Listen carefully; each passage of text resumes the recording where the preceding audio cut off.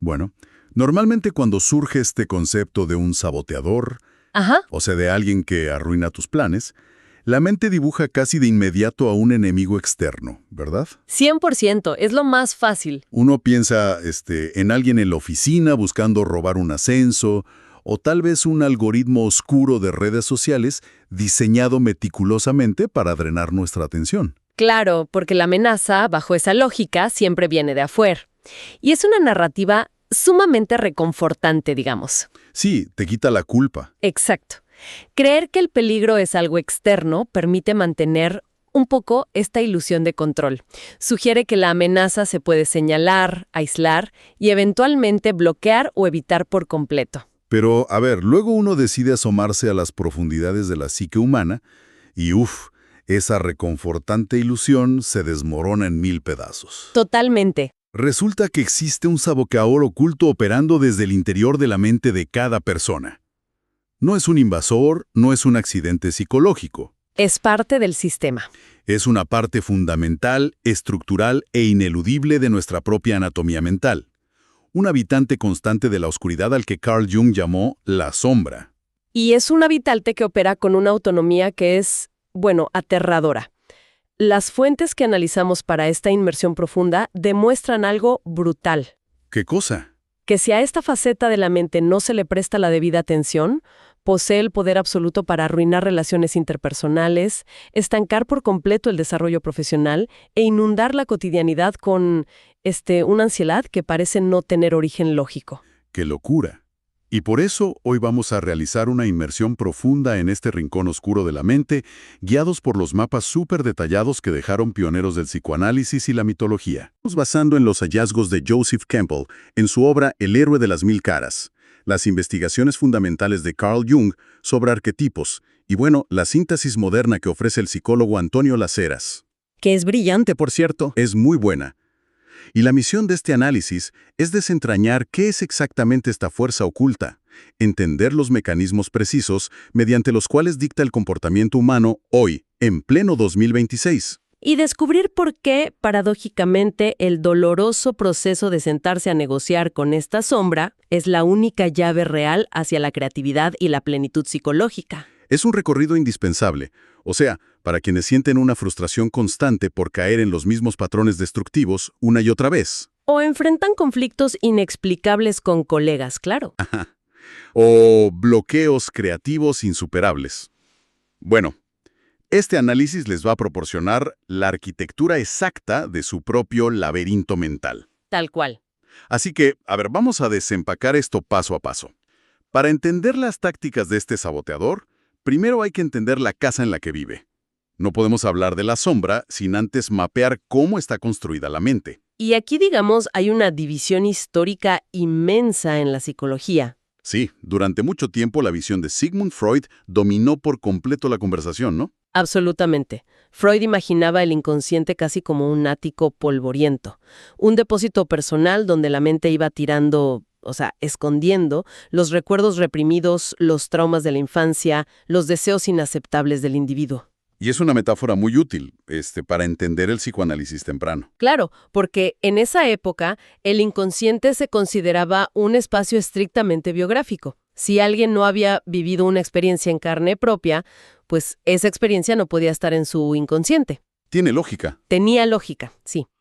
Pero la monumental revelación de Jung cambia este paradigma por completo. Tras analizar la mitología universal y miles de sueños de pacientes de distintas culturas, Jung descubre algo fascinante. La puerta trampa. Exacto. Descubre que debajo de ese ático personal existe una puerta trampa, y esa puerta lleva a un estrato muchísimo más profundo e inmenso, un sótano debajo del sótano, al que llamó el inconsciente colectivo. Y la gran diferencia, según los textos, es que este nivel no se llena con las experiencias que uno acumula desde que nace. O sea, ya está ahí. Al contrario de lo que decía Freud, sí es innato. Las fuentes lo describen como la raíz fundamental y la esencia misma de la psique.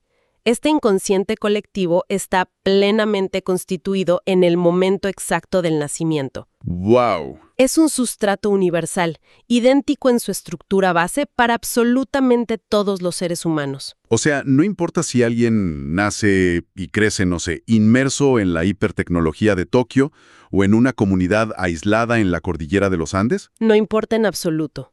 A este nivel profundo, la estructura psíquica que hereda la humanidad es exactamente la misma. Y dentro de este inmenso sótano compartido es donde habitan los famosos arquetipos. Ajá, los arquetipos, que son un concepto clave hoy. Y aquí hay un error muy común, y las fuentes son súper enfáticas en corregirlo.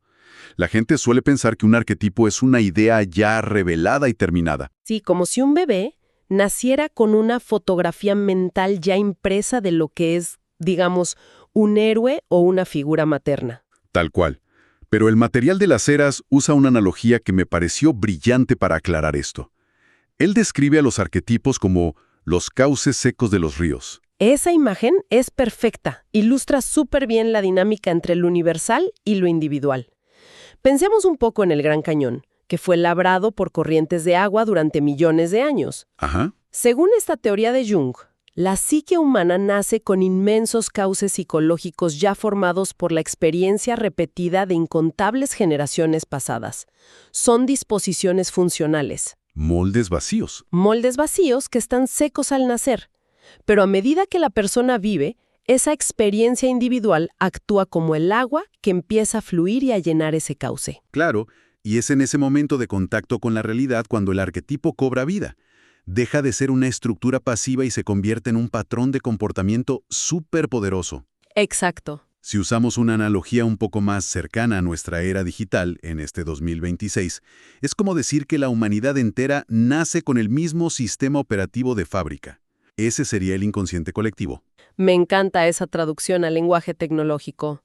Sí, y los arquetipos vendrían siendo una especie de código fuente ancestral, un firmware primigenio que ya viene instalado en el cerebro y que rige cómo el hardware va a procesar la información. Mucho antes de que el usuario empiece a descargar sus propias aplicaciones. Exacto. Las aplicaciones serían las vivencias personales, la biografía de cada quien. Y esa analogía ayuda muchísimo a entender el poder que tienen, porque ese código fuente no es un archivo de texto inerte que está ahí sin hacer nada. No, para nada. Jung y Campbell advierten repetidamente que estas son fuerzas inmensamente dinámicas.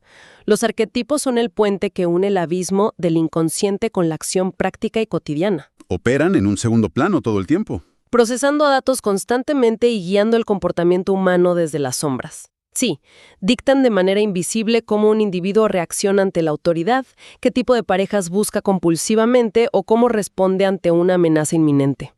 Lo cual nos lleva directamente al núcleo de nuestro análisis de hoy. Ya que toda la humanidad comparte este sistema operativo a base, tenemos que poner la lupa sobre un cauce en particular.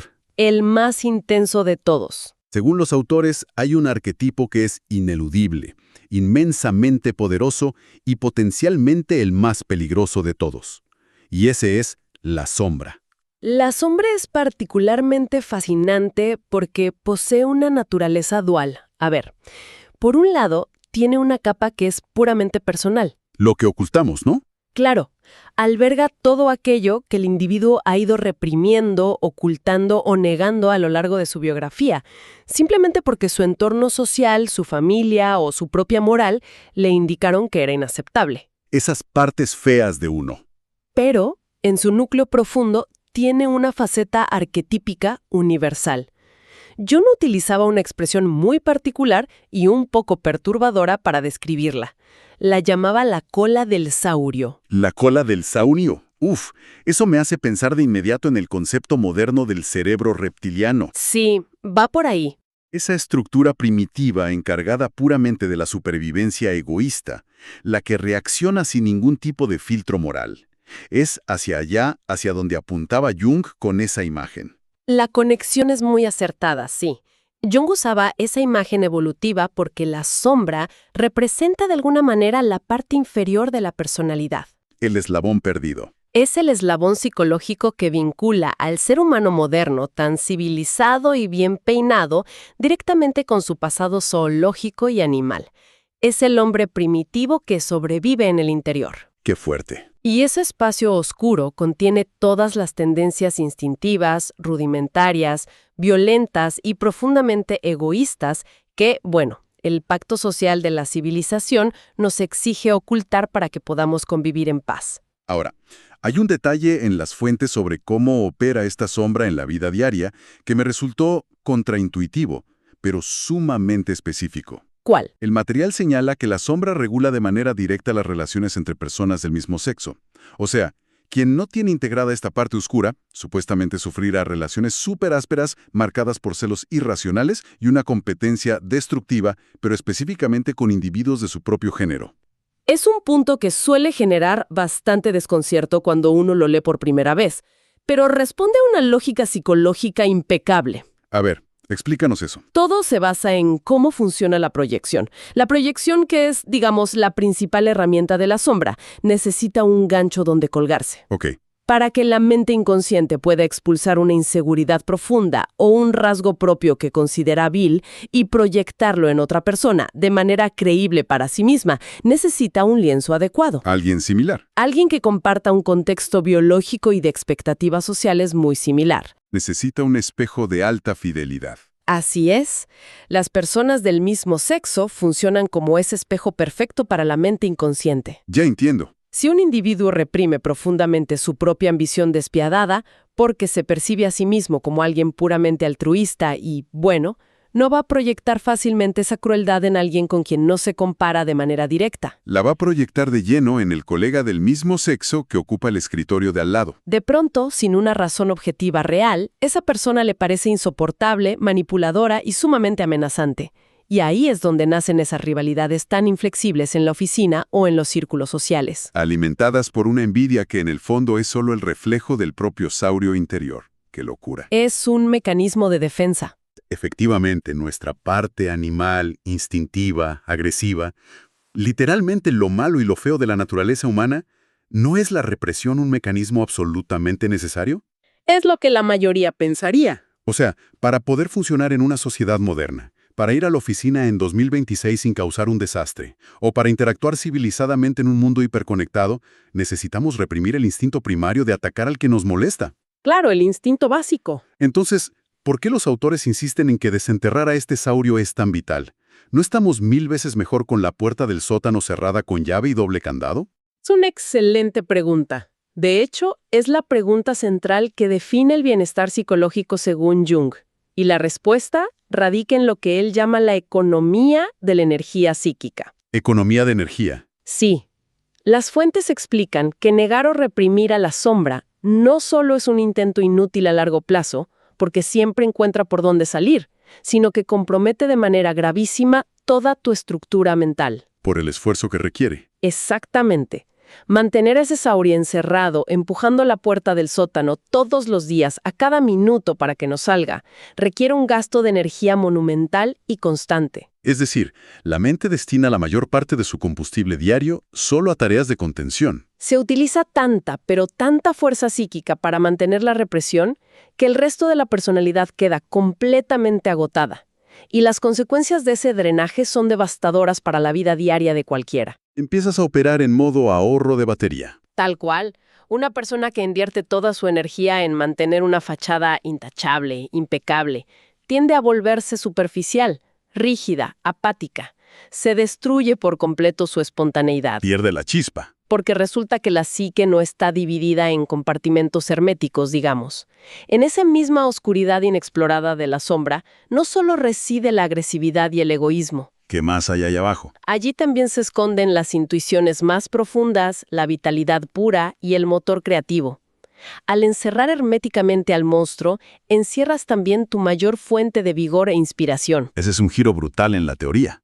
Es la paradoja de la sombra. Y el problema adicional, según los textos, es que el monstruo nunca se queda pasivo en ese sótano. O sea, si la conciencia intenta ignorarlo, la sombra no desaparece. Simplemente cambia de estrategia y comienza a operar la maquinaria desde la oscuridad, saboteando activamente tu vida. Sí, desde las sombras, literalmente. Y ya mencionamos que su mecanismo predilecto para este sabotaje es la proyección. La proyección es el salvavidas de una mente que está abrumada por la represión. Lo que la mente consciente es incapaz de aceptar en su propio interior, este egoísmo, esta envidia o esta lujuria, lo expulsa violentamente. Y lo ataca en el mundo exterior. Exacto. Al negarse a reconocer sus propios defectos, la persona los ve magnificados y súper distorsionados en las acciones de todos los demás. El texto de las Eras ilustra este mecanismo de una manera magistral y muy vigente cuando analiza la figura de los moralistas. Uf, ese ejemplo es buenísimo. Sí, describe a este tipo de personas que asumen una postura de rectitud inquebrantable en la sociedad y exhiben una intolerancia feroz frente al más mínimo error ajeno. Que lo vemos todo el tiempo hoy en día, sobre todo en Internet. Todo el tiempo. Y según el análisis junguiano, este moralismo extremo no nace de la bondad, sino del terror.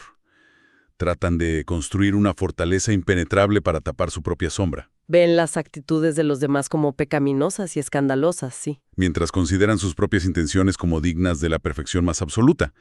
Es una desconexión total de la realidad, motivada puramente por el miedo a mirar hacia adentro. Y esa enorme desconexión, ese esfuerzo titánico por sostener una fachada de perfección artificial, mientras el inconsciente empuja en dirección contraria. Bueno, ese es el ecosistema ideal para que surja la neurosis. La famosa neurosis. Y aquí es vital destacar una observación que es profundamente revolucionaria en la psicología junguiana y que las fuentes resaltan mucho. A ver, En gran parte del pensamiento médico tradicional, la neurosis o los cuadros de ansiedad crónica suelen verse simplemente como un error del sistema, un síntoma de enfermedad que debe ser anestesiado o erradicado lo antes posible, ¿no? claro, te tomas algo y ya. Pero las fuentes plantean que la neurosis es en realidad un intento desesperado de cura por parte del propio organismo psicológico. Esto me voló la cabeza. Las fuentes usan una analogía médica fascinante para explicar esto. Comparan la neurosis psíquica con la función de los glóbulos blancos en la sangre. Es muy precisa esa imagen. Porque cuando hay una infección grave en el cuerpo humano, los glóbulos blancos se multiplican y atacan creando fiebre e inflamación. Pero no para dañar al cuerpo, sino para salvar al paciente de la infección. Exactamente. El texto sugiere que la neurosis opera bajo la misma lógica. Es un dique de contención frente a una catástrofe mayor. Es un cambio de paradigma inmenso, si lo piensas. La psique genera la neurosis, con todo el sufrimiento y la parálisis que conlleva en la vida de alguien, porque el sistema entero se está resistiendo a que la sombra reprimida tome el control total. Trata de frenar al saurio. Porque si ese dique de la neurosis se rompe, el resultado sería una invasión arquetípica descontrolada, Que sería gravísimo. lo que en términos clínicos se traduce en una psicosis, un quiebre total y definitivo con la realidad. Wow. O sea que la neurosis bloquea la energía, estanca los proyectos de la persona, genera bucles de ansiedad que son intolerables, ¿sí? Todo eso es cierto. Pero no es un defecto aleatorio. No, es una señal de alarma brutal. Su único propósito es obligar a la persona a detener su ritmo de vida, dejar de culpar al mundo exterior y forzarla, a través de este sufrimiento, a mirar hacia sus propias profundidades. Entonces, a ver, si las opciones son pelear contra la sombra y terminar aplastado por una neurosis que paraliza tu vida, o proyectarla compulsivamente destruyendo todo vínculo social al convertirte en un juez implacable, Ninguna suena muy bien, ¿verdad? no, ninguna. La única salida funcional, según el marco teórico que estamos revisando hoy, es enfrentarla. Y no solo enfrentarla, sino integrarla. Que es lo que los autores denominan el proceso de individuación, y en algunos pasajes de las fuentes le llaman la psicosíntesis. Psicosíntesis. Sí. Ese término es clave para comprender el objetivo final de Jung. En lugar de desarmar la mente en fragmentos aislados, tipo lo bueno por un lado y lo malo por el otro, como sugiere a veces el análisis tradicional. Ajá.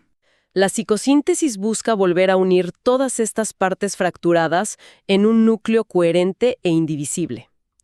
El proceso de individuación no es un camino de purificación para alcanzar la perfección impoluta.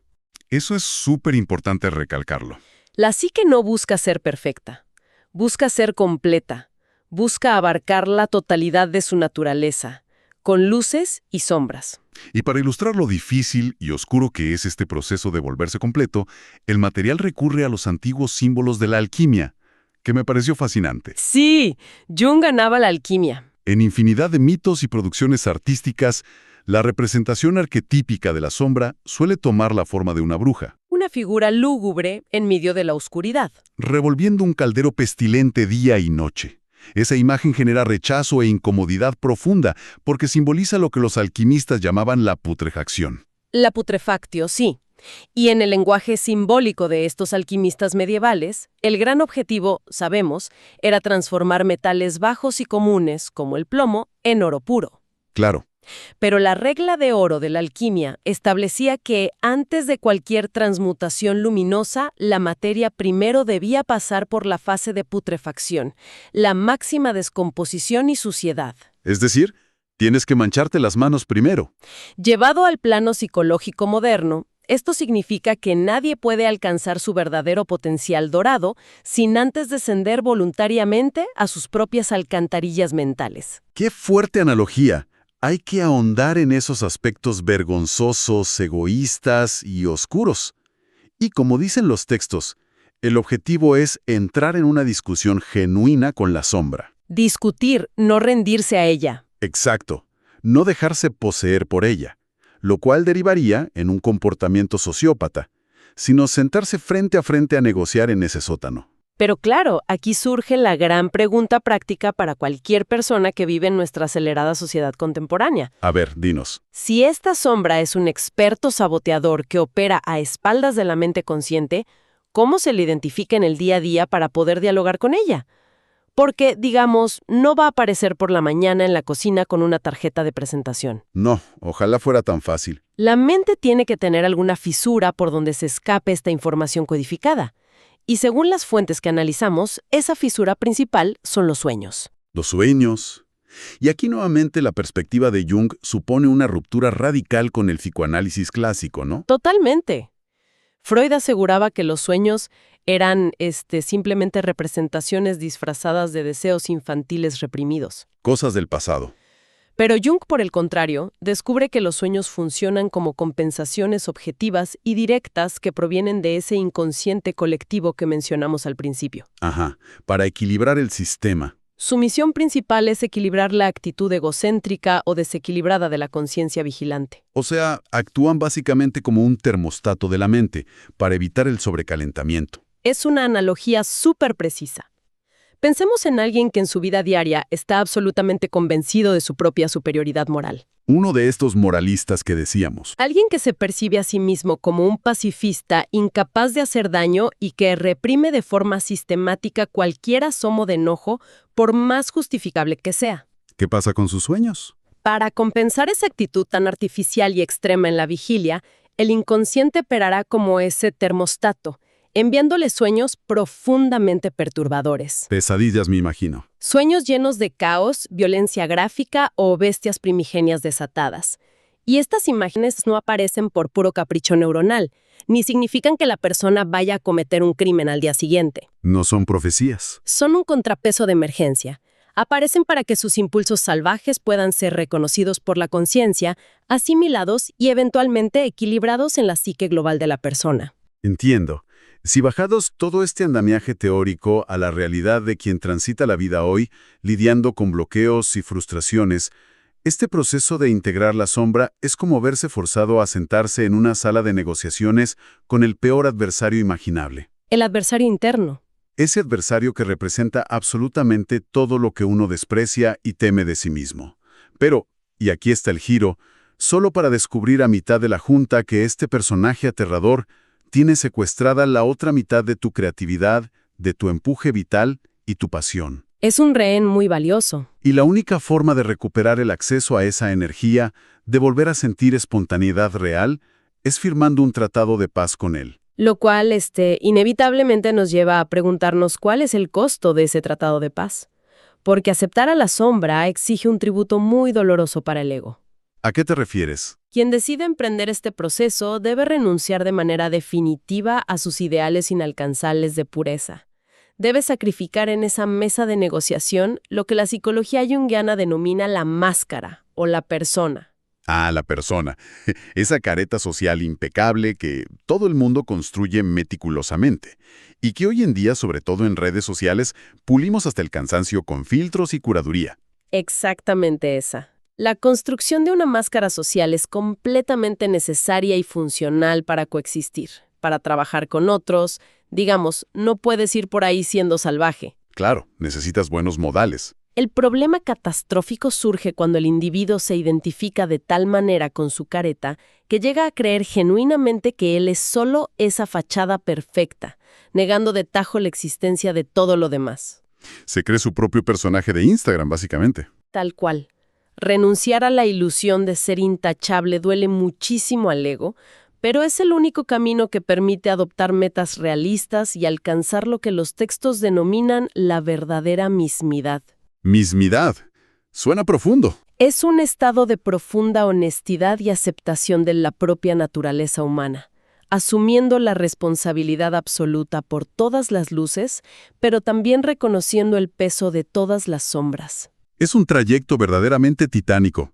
A ver, recapitulemos un momento todo el inmenso terreno que hemos cubierto en este análisis. Adelante. Hemos visto cómo las fuentes desmontan la idea de una mente como pizarra en blanco. Estamos habitando una estructura construida sobre cimientos ancestrales, operando bajo el código milenario de los arquetipos. Ajá. Y tratar de negar o sepultar nuestra porción instintiva y primitiva, esa ineludible cola del saurio que mencionaste, condena a la persona a transitar una vida plástica, drenada de toda vitalidad. Y atrapada en constantes proyecciones contra los demás. Exacto. Sostenida apenas por el doloroso escudo protector de la neurosis.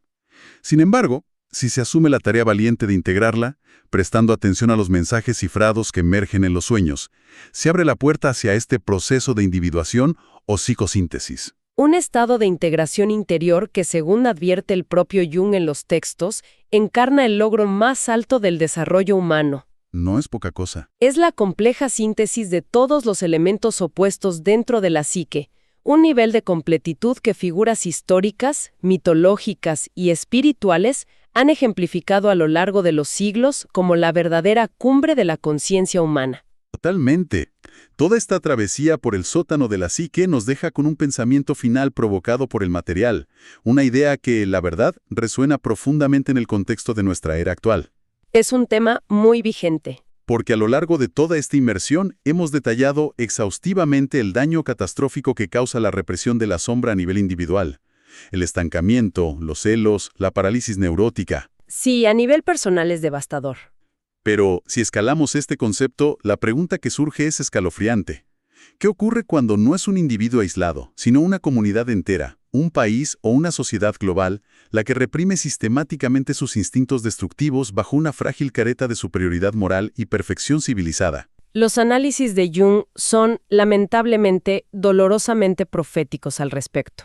¿Qué decía él? Él advertía que cuando el arquetipo de la sombra logra poseer no a una mente individual, sino a toda la conciencia colectiva de una civilización, lo demoníaco sale del sótano a plena luz del día. Uf. El resultado histórico de esta proyección masiva siempre ha sido el mismo: la irrupción de una crueldad incomprensible, las grandes cacerías de brujas, las masacres feroces y los conflictos bélicos más destructivos. Es la psique colectiva intentando aniquilar su propio mal, pero reflejado en un enemigo externo. Exactamente. Se busca un chivo expiatorio gigante. Al observar el panorama mundial actual, viendo la polarización extrema, la intolerancia agresiva que domina el debate público y las redes, y esta necesidad constante de destruir al otro que piensa distinto, cabe preguntarse con total seriedad: Es una pregunta obligada. ¿estamos presenciando simplemente complejas crisis sociopolíticas de 2026 o es la inmensa sombra colectiva de la humanidad entera asfixiada de estar en el sótano exigiendo a gritos tomar el control del volante? Es una perspectiva aterradora. Es un reflejo sumamente perturbador de nuestro propio saurio interior proyectado a escala global. Y, sin lugar a dudas, creo que es la razón más urgente y fundamental para que cada individuo comience la silenciosa pero vital tarea de bajar las escaleras y limpiar su propia casa.